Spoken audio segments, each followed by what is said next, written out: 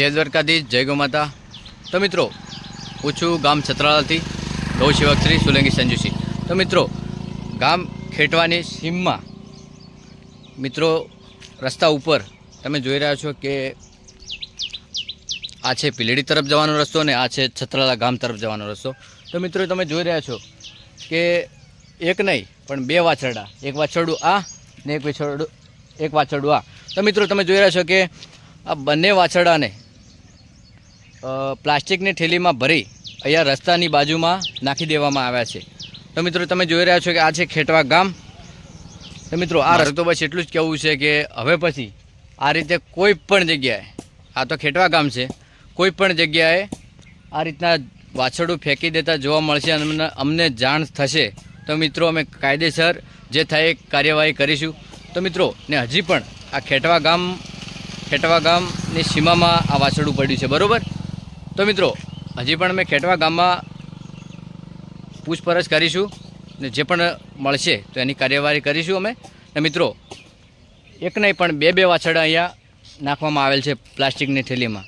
મિત્રો, તો અમને જાણ થતાં તો હું છું છત્રાલા ગામથી જીવદયાનો વગડો ગૌશાળા છત્રાલા, અમે બધા જીવોની સેવા કરીએ છીએ। તો મિત્રો, અમને જાણ મળતા જ અમે તરત જ અમારી આખી ટીમ છત્રાલાથી તો મિત્રો ખેટવા ગામ આવી છે। તો મિત્રો, તમે જોઈ રહ્યા છો કે અમે હવે વાછરડાને સમાધિ આપીએ છીએ। તો મિત્રો, સમાધિ બનાવવાની ચાલુ છે, પોતે અમે મહેનત કરીએ છીએ। તો મિત્રો, બે હાથ જોડીને વિનંતી કરું છું કે આ રીતે ના ફેંકી દો, કેમ કે તમે ઘરે ગૌમાતાને રાખો છો, તમે એમનું દૂધ પીવો છો અને તમે આ રીતના ફેંકી દો છો તો તમને શરમ આવી જુઓ। તો મિત્રો, બે હાથ જોડીને વિનંતી કરું છું કે આવું ના કરો।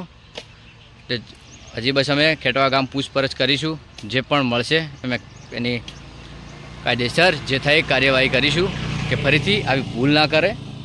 જય દ્વારકાધીશ, જય ગૌ માતા।